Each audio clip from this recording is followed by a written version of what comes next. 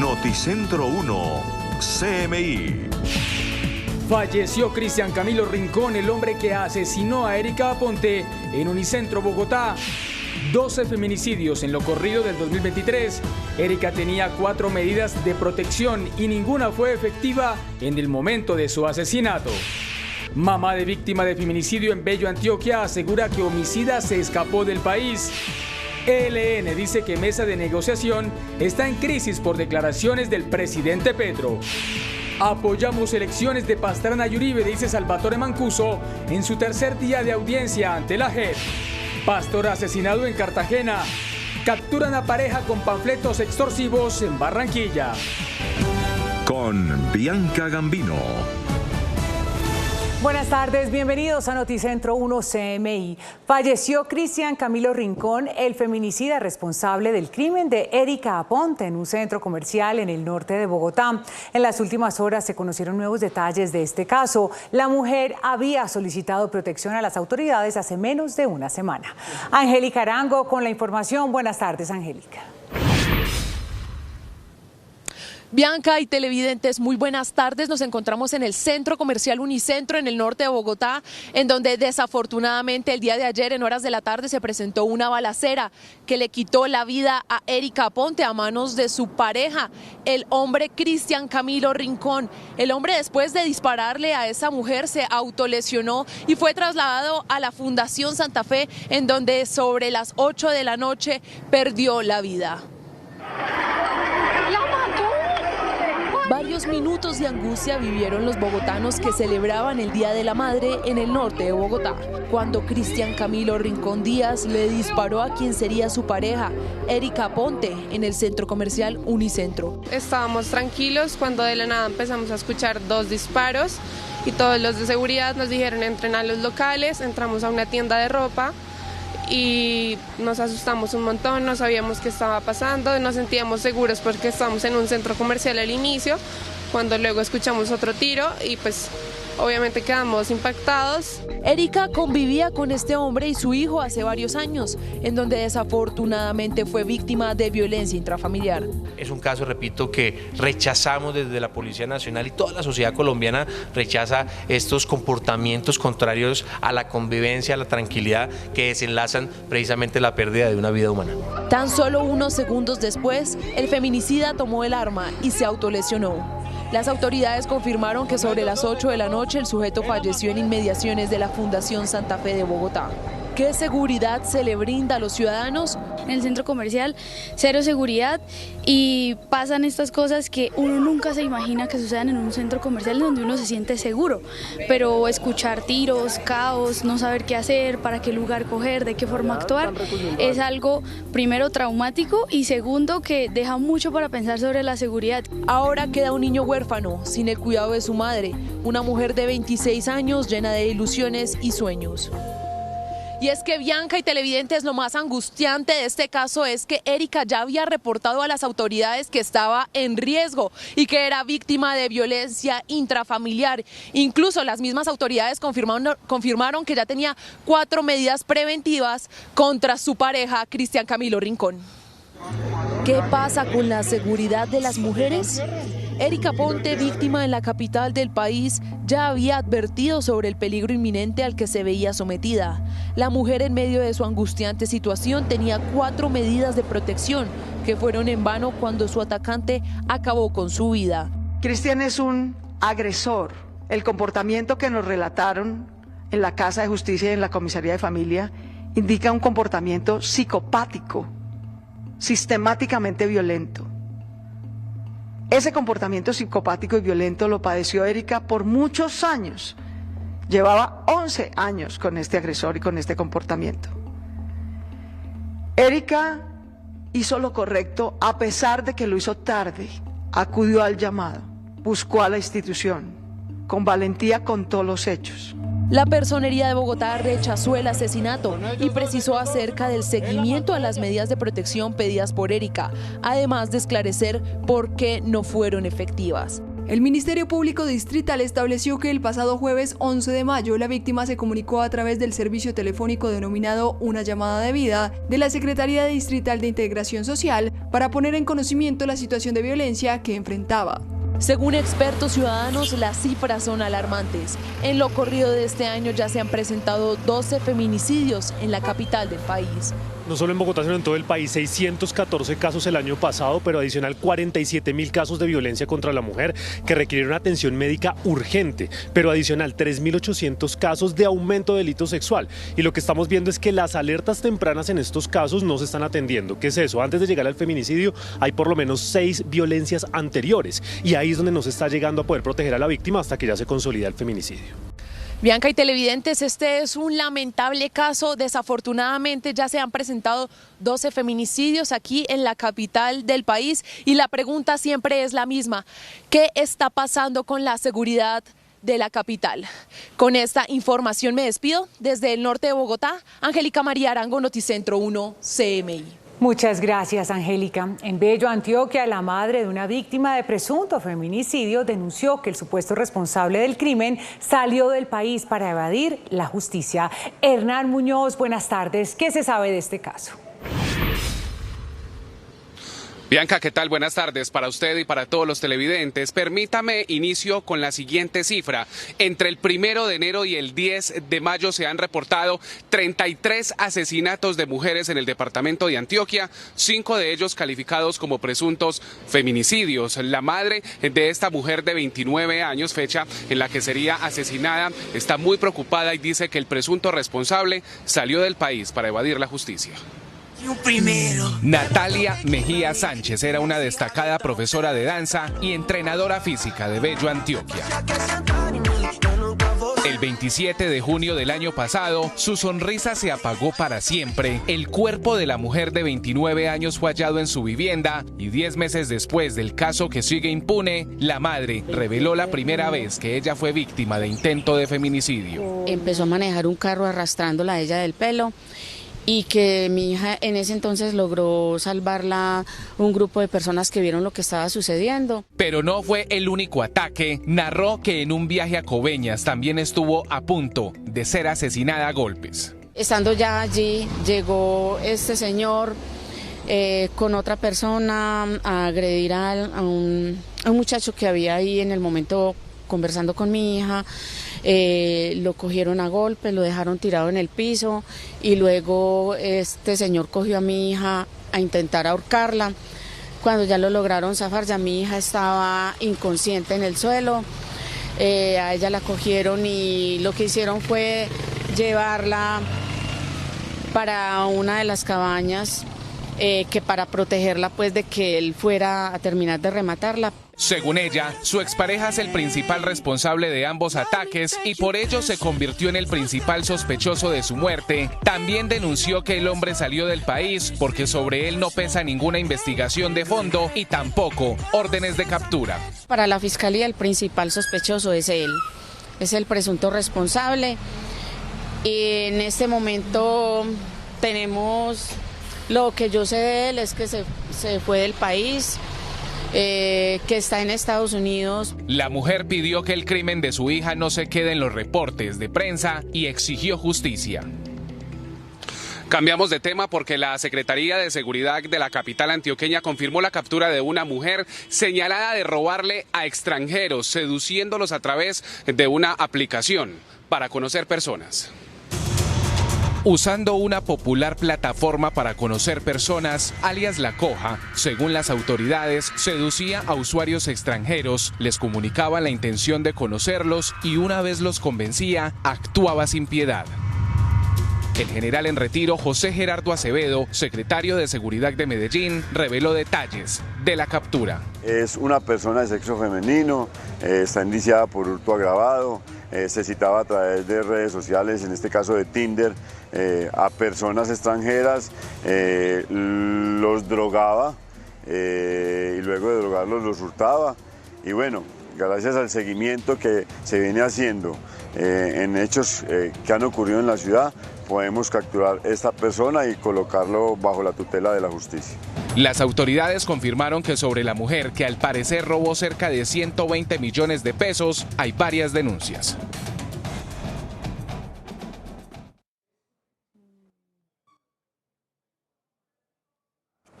Bueno, muchas gracias, Hernán, por la información desde Bello, Antioquia. Hay crisis en la mesa de negociación entre el gobierno y la guerrilla del ELN en medio del desarrollo del tercer ciclo de conversaciones que se realiza en La Habana, Cuba. El Comando Central del ELN dijo que la mesa de diálogo está en crisis. William Parra, buenas tardes. ¿Qué fue lo que pasó?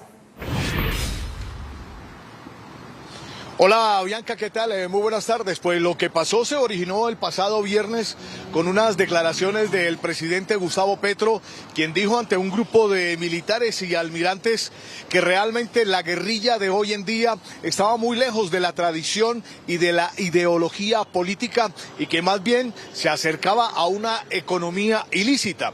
Y se hizo una pregunta cuestionando profundamente a los hoy comandantes del ELN, entre ellos Antonio García, Pablo Beltrán, alias Pablito, y otros que integran este comando central del ELN, y se preguntó si ellos son los que realmente están mandando o por el contrario, como se dice siempre frente al Ejército de Liberación Nacional, que cada una de sus estructuras responde por sus propias acciones.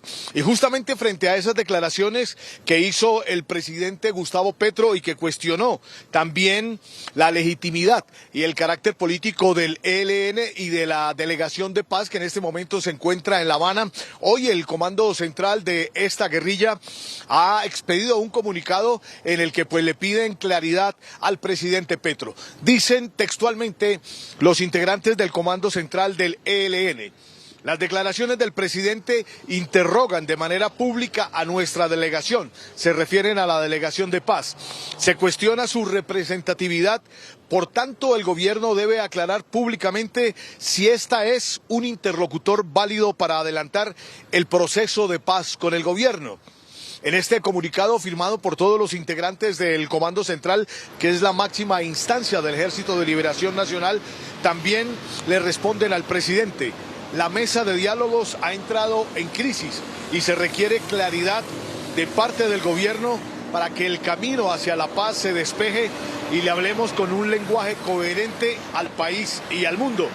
Y hace pocos minutos también la Delegación de Paz del Ejército de Liberación Nacional envió unos pronunciamientos a través de Twitter donde también cuestionan al gobierno nacional. Dice la Delegación de Paz del ELN: la narrativa que la legitimidad de la lucha insurgente acabó con la desmovilización del M-19 es soberbia y desconocedora de la realidad. La narrativa de que todo el problema de Colombia son las economías ilícitas enmascara los problemas políticos y sociales estructurales. Y también en este momento se acaba de conocer justamente un pronunciamiento por parte de la Casa de Nariño, donde se habla y se responde justamente a esta petición del Ejército de Liberación Nacional. Dice el gobierno, mediante la resolución número 36 del 6 de mayo, del 6 de marzo del presente año, se reconoce la existencia de negociaciones y diálogos de carácter político con el Ejército de Liberación Nacional ELN y asimismo se ha reafirmado y expresado en el Acuerdo de México firmado por ambas delegaciones. Este proceso para el gobierno nacional es serio y coherente con la súplica constante de las comunidades para cesar la violencia en los territorios. Esa es entonces la respuesta que acaba de emitir el gobierno nacional a través de un comunicado de la Presidencia de la República y que responde a los cuestionamientos hechos a través de este comunicado por el Comando Central del Ejército de Liberación Nacional. Esa es toda la información, Bianca. Continúe usted con más Noticentro 1 CMI. Muchas gracias, William. Hoy ante la JEP, el ex paramilitar Salvatore Mancuso aseguró que las AUC apoyaron las elecciones presidenciales de Andrés Pastrana y Álvaro Uribe. En su tercer día de comparecencia ante la Jurisdicción Especial para la Paz, el excomandante de las Autodefensas Unidas de Colombia aseguró que hubo participación activa y anticipada de la fuerza pública en la masacre de El Aro, perpetrada en el corregimiento de El Aro en Ituango el 22 de octubre de 1997. En dicha masacre asesinaron a 17 personas. Indique si para estos hechos hubo coordinación con oficiales del Ejército, la Policía Nacional u otros funcionarios, señalando su nombre, rango o posición. Contestó. Señor magistrado, hubo coordinación, hubo preparación previa desde hacía más de un año larguito. Antes de la operación empezó a planificarse. Yo personalmente estuve reunido con el general Manosalva para lo mismo. Hubo coordinación para el contacto con el general Manosalva a través de Iván Ramírez, el general de la primera división comandante, y hubo coordinaciones con las tropas sobre el terreno, coroneles, mayores, capitanes, y hubo movimiento de tropas desde Urabá, Córdoba, la región de el Bajo Cauca antioqueño, y todas estas tropas se movilizaron para llegar hasta allá. La comparecencia de Mancuso hoy se enfocará en alianzas entre funcionarios civiles, paramilitares y fuerza pública. Hoy reveló que respaldó en las urnas a Horacio Serpa, Andrés Pastrana y Álvaro Uribe Vélez. Las autodefensas intervinieron de manera directa en elecciones al Congreso el 10 de marzo del 2002 y también de manera directa en las elecciones de mayo del 2002 de presidencia. Solicito que estos temas podamos hablarlos en privado, su señoría, y también hubo apoyos en elecciones, por ejemplo, a Horacio Serpa, al mismo presidente Pastrana y a Uribe. El Instituto Penitenciario y Carcelario INPEC respondió a la polémica por el traslado de Kiko Gómez de la cárcel La Picota a la cárcel El Bosque de Barranquilla. Esticlo Engas, buenas tardes. ¿Qué dice el INPEC? Hola Bianca y televidentes, feliz tarde. Nos acompaña a esta hora desde la cárcel El Buen Pastor, donde están recluidas al menos 1.800 mujeres, el director del INPEC, el coronel Daniel Gutiérrez, para contestar sobre esto que se ha dado como polémica en el país por una denuncia que ha hecho Diana López, periodista, pero también víctima en medio de un conflicto con el exgobernador de La Guajira, el Kiko Gómez. ¿Qué pasó con su traslado? ¿Fue irregular, no fue irregular? Coronel, bienvenido a CMI. Bueno, buenas tardes, cordial saludo. Bueno, en efecto, hay una solicitud de la defensa. Después de que se hace el traslado, hay unos requerimientos en términos de derecho de petición, tutela, se han contestado todo esto en el marco de la ley y demás. Entonces, aquí hemos también dicho en la humanización del sistema penitenciario, todas las personas que están privadas de libertad tienen derecho a los traslados por arraigo familiar, por salud y demás. Entonces, ese traslado se hizo en ese marco del derecho, pedido por la defensa, amparado en la ley, más por temas de salud y por temas de arraigo familiar. Ya otros temas que trasciendan a otros ítems o otros parámetros, pues ya no tendríamos de qué hablar, sino solamente lo que está arraigado a la ley, en el marco de la ley 65, en la autonomía del director del INPEC, para hacer traslados y demás. Coronel, ¿dónde estaba el exgobernador de La Guajira, Kiko Gómez? ¿Dónde está ahora? Y entonces respóndale por favor a los colombianos si se están haciendo traslados irregulares dentro del INPEC o no. Se encontraba ubicado en Bogotá, en La Picota, y no se están haciendo traslados irregulares. Todos los traslados se estudian, hay una junta de traslados, está la ley 65 que ampara los parámetros y organiza los requisitos y demás. Entonces todo se hace en el marco de la ley. No hay ningún tipo de cosas bajo la mesa o algo así, como lo decía. Se han hecho muchos traslados de todas las personas, el que no tiene recursos, el que lleva 10 años sin visita.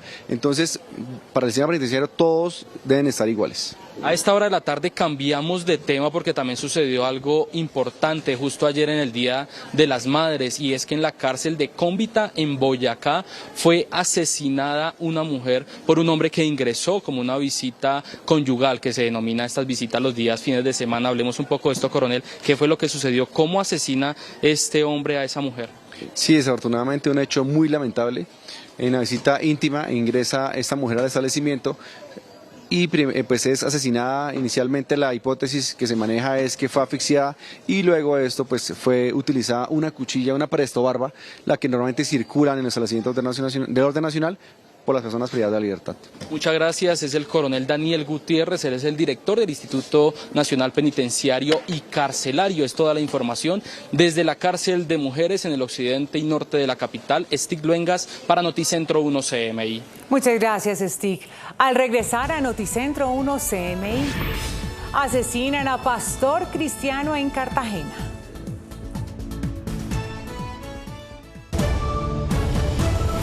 Seguimos en Noticentro 1 CMI. La Aeronáutica Civil respondió a la decisión de Avianca de desistir de la integración con Viva. Aseguran que protegerán a los pasajeros afectados por el cese de operaciones de la aerolínea de bajo costo. Luisa Fernández con los detalles. Buenas tardes. Bianca, buenas tardes. Hace pocos minutos, en realidad en la mañana de hoy, de este lunes, la Aeronáutica Civil por fin se pronunció ante la decisión de Avianca de desistir de la integración con Viva Air, que ya había sido aprobada por esta autoridad. Entre tanto, entre los puntos que más resaltan, en el primero indica la Aeronáutica que Colombia tiene un transporte aéreo robusto y sólido y que además entablarán todas las medidas necesarias para que eso permanezca así. Entre tanto, aseguran que lo que ellos van a priorizar es la atención de todos los pasajeros que resultaron afectados por el cese de operaciones de la aerolínea Viva y que se va a mantener ese plan de protección. También le piden al Aeropuerto Internacional El Dorado que habilite la conectividad social y que además mire cómo se puede realizar el tema del equilibrio de los slots para que otras aerolíneas puedan abarcar esos espacios que tenía la aerolínea Viva y la que podía mantener el tema de rutas en el país. También aseguran que van a avalar y van a garantizar las condiciones justas y atractivas para nuevas aerolíneas que puedan venir al país y que por supuesto todo en el marco de la libre competencia, además de una competencia sana, que era lo que tanto decían en los condicionamientos que presentaron precisamente para la aprobación de la integración Viva Avianca, de la que desistió la aerolínea Avianca. Hablemos precisamente de lo que dicen estas aerolíneas. Mientras Avianca le echa la culpa en parte a la Aeronáutica Civil por la demora en la aprobación de esa integración, Viva asegura que sin una posibilidad financiera de capitalización, pues está al punto de la quiebra y que no pueden seguir operando. Entre tanto, son cerca de 5.000 trabajadores, tanto directos como indirectos, los que en este momento no saben qué va a pasar con esa empresa, por supuesto están preocupados por su futuro. Nosotros hablamos con la representación legal de los trabajadores y esto dijeron. Ello pone en un riesgo tremendo de disolución y liquidación de la compañía, así lo han manifestado particularmente Viva, con lo cual los trabajadores y demás acreedores prácticamente quedaron en vilo con sus derechos. Ahora lo que esperamos es la posible liquidación, disolución y liquidación de la compañía. Nosotros estaremos atentos al desarrollo, por supuesto, que puedan dar desde el Aerocivil ante esta decisión que ha dejado en vilo no solo a varios pasajeros que esperaban seguir esos destinos que habían comprado con la aerolínea Viva, sino también a los trabajadores, por supuesto, y por supuesto qué va a pasar con Viva, que es una empresa que en este momento está sin operar. Vamos a cambiar de tema porque hace pocos minutos el DANE entregó la cifra del Producto Interno Bruto para el primer trimestre de este año 2023 y es que la economía creció en un 3%. Mire, directora del DANE, Piedad Urdinola, para muchos es una desaceleración comparado con el primer trimestre del año 2022 que fue por encima del 8%. ¿Qué se puede responder? Porque ustedes tienen una explicación para eso. Bueno, esto es muy sencillo. Lo que veíamos hace un año correspondía a esa gran recuperación que teníamos después de la pandemia. Los niveles que estamos observando ahora ya son los niveles tradicionales que tiene la economía colombiana. Justo antes de pandemia son los niveles típicos que teníamos. De hecho, incluso tenemos niveles por encima de lo que sucedía en otros trimestres similares, por ejemplo, como el del primero de 2019, que tiene un crecimiento muy positivo en este mes. Precisamente, directora, ¿cuáles fueron esas actividades que jaloraron este crecimiento durante los 3 primeros meses del año? Bueno, 3 actividades principalmente. Todas las actividades de seguros y financieras, dentro de ellas sobre todo las de seguros, fueron muy importantes, el aseguramiento, las indemnizaciones. En este primer trimestre, enero en particular, la indemnización de Hidroituango, pero ya para febrero y sobre todo marzo, la aceleración, la mayor compra de seguros, sobre todo personales, fueron muy importantes. Luego tenemos también otros servicios que son muy importantes, como los servicios culturales, de recreación, actividades. Dentro de ellas sobresalen dos. Todos los juegos de azar por internet, que siguen muy dinámicos. Esto viene sucediendo desde la pandemia, pero es algo que aprendimos, sostuvimos y que todavía lo vemos en este primer trimestre. Y también otras actividades culturales, las ferias, las fiestas, Carnaval de Barranquilla, también otras obras de teatro, conciertos, han sido muy dinámicos durante este primer trimestre. Y en tercer lugar tenemos otras actividades y dentro de ellas las de salud. Las personas de nuevo, al ya estar saliendo de todas las restricciones de la pandemia, estamos de nuevo contratando servicios de salud, tanto públicos como privados, hemos visto un incremento en ellas.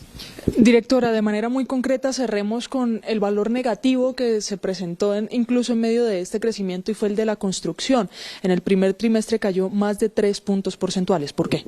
Así es, esto cae principalmente por obras civiles, entonces están cerrando muchas obras civiles que se venían haciendo, muchas se comenzaron a cerrar incluso desde el último trimestre del año pasado, pero por el contrario, todas las obras residenciales y no residenciales siguen creciendo, la construcción de viviendas, sobre todo apartamentos de estrato 4 y 5, construcción de locales, bodegas siguen creciendo. Es básicamente por el cierre de obras civiles. Muchas gracias, directora. Nosotros tendremos ampliación de esta noticia en nuestra emisión central a las 8 de la noche. Me despido desde el DANE, Luisa Fernández, Noticentro 1, CMI. Muchas gracias, Luisa. En Cali se registraron 7 homicidios en 48 horas. Valentina Villegas con el reporte. Buenas tardes. Buenas tardes, Bianca y televidentes. Así es, a pesar del arduo trabajo de las autoridades por garantizar la seguridad de los caleños durante la celebración del Día de la Madre, 7 homicidios se presentaron durante este fin de semana en la capital vallecaucana. Durante el pasado fin de semana, en el marco de la celebración del Día de la Madre, la Policía Metropolitana de Cali, en un trabajo articulado con la Secretaría de Seguridad y Justicia, el Ejército Nacional y la Secretaría de Movilidad, se realizaron contundentes operativos para garantizar la seguridad de los ciudadanos de Santiago de Cali. Sin embargo, a pesar de los arduos esfuerzos de las autoridades, se presentaron 7 asesinatos en la ciudad de Cali durante el fin de semana de esta celebración. Es una articulación, operativos en tierra con todos nuestros uniformados de la policía, del ejército, por también monitoreo desde la sala automática de despacho y diferentes equipos desplegados en zonas donde habitualmente los ciudadanos se congregan a consumir licor. Con 3.500 uniformados de la policía en las calles se lograron importantes resultados para la seguridad de la ciudad. Tuvimos realmente más de 10.028 llamadas a la línea 123 y 2.486 motivos de policía que se atendieron. Entre ellos fueron 523 casos de riña, 146 violencias intrafamiliar que se atendieron y 449 por alteración a la tranquilidad por ruido. Generamos una actividad operativa durante el fin de semana de 35 capturados por diferentes motivos, 32 armas de fuego que fueron incautadas, 1.517 órdenes de comparendo que se elaboraron por comportamientos contrarios a la convivencia, 14 cierres de establecimientos. Con los 7 homicidios presentados durante el fin de semana, Santiago de Cali presenta una reducción del 22% de asesinatos con relación al año inmediatamente anterior. Bianca y televidentes, esta es la información desde Santiago de Cali. Valentina Villegas, Noticentro 1, CMI. Muchas gracias, Valentina. Y en Cartagena asesinaron a un pastor cristiano. Tatiana, buenas tardes. ¿Dónde ocurrieron los hechos? Bianca, televidentes, muy buenas tardes. Ocurrió en la avenida del Lago, donde el pastor se movilizaba en su vehículo junto a su esposa, que también resultó herida. Fueron sorprendidos por personas motorizadas que impactaron en varias oportunidades. Como Luis Felipe Miranda Rodríguez, de 65 años de edad, fue identificado el pastor evangélico que fue atacado por sicarios mientras se movilizaba en un vehículo con su esposa por la avenida El Lago, quien también resultó herida en el hecho. La víctima era el líder espiritual de la iglesia Luz y Esperanza en el barrio La Herrera junto a su esposa, quien fue llevada hasta un centro asistencial donde se recupera. Los móviles del hecho son materia de investigación por parte de las autoridades, que hasta el momento no han querido dar una declaración al respecto. En el mes de mayo ya son 16 los homicidios que se han registrado en la ciudad, de los cuales 10 obedecen a sicariatos. La comunidad ha pedido mayor presencia por parte de las autoridades en los diferentes puntos de la ciudad, especialmente en la zona sur. y en total son más de 120 los asesinatos que han ocurrido durante este año en la capital de Bolívar. Por supuesto, esto genera mucha preocupación entre la comunidad. Por ahora es toda la información desde Cartagena. Tatiana Rodríguez para Noticentro 1 CMI. Feliz tarde. Gracias, Tatiana. Una pareja señalada de entregar panfletos extorsivos en establecimientos comerciales del centro de Barranquilla fue capturada por la Policía Metropolitana. Jorge Castro con la información. Buenas tardes. Bianca, muchas gracias, muy buenas tardes. El comerciante afectado alertó ante el Gaula y puso en conocimiento de las autoridades estas intimidaciones que se estaban haciendo y que estaba recibiendo a través de panfletos. De inmediato se verificaron las cámaras de seguridad del sector de la carrera 40 con la calle 41, así se pudo identificar a esta pareja de extorsionistas. Los panfletos con intimidaciones a nombre de los costeños eran distribuidos en establecimientos que en ese momento estuvieran cerrados al público. La pareja recorría el centro en horas de la noche para luego, una vez abierto el negocio, llamar telefónicamente a sus víctimas y cobrar la extorsión. Logramos la captura de un hombre y una mujer realizando actividades de extorsión. La policía reportó que ya son más de un centenar los capturados por este delito en 2023. Con esto, en el mes de mayo van 25 personas capturadas. La pareja fue puesta a disposición de la Fiscalía por el delito de extorsión agravada. En las próximas horas se cumplirán las audiencias concentradas para imputar a esta pareja en el despacho de un juez de control de garantías. Noticias desde Barranquilla con Jorge Castro, Noticentro 1, CMI. El presidente ucraniano Volodymyr Zelensky continúa sumando apoyo en equipos de combate en medio de su inesperada gira por Europa. Durante el encuentro con el primer ministro británico Rishi Sunak, se comprometió a entregar nueva asistencia en defensa aérea. El primer ministro británico Rishi Sunak recibió al presidente ucraniano Volodymyr Zelensky en Chequers, la casa de campo del premier, a unos 65 kilómetros al noreste de Londres. Reino Unido se sumó a Francia y Alemania en un nuevo impulso del presidente ucraniano por obtener nueva ayuda militar, mientras apunta a una contraofensiva frente a las tropas rusas.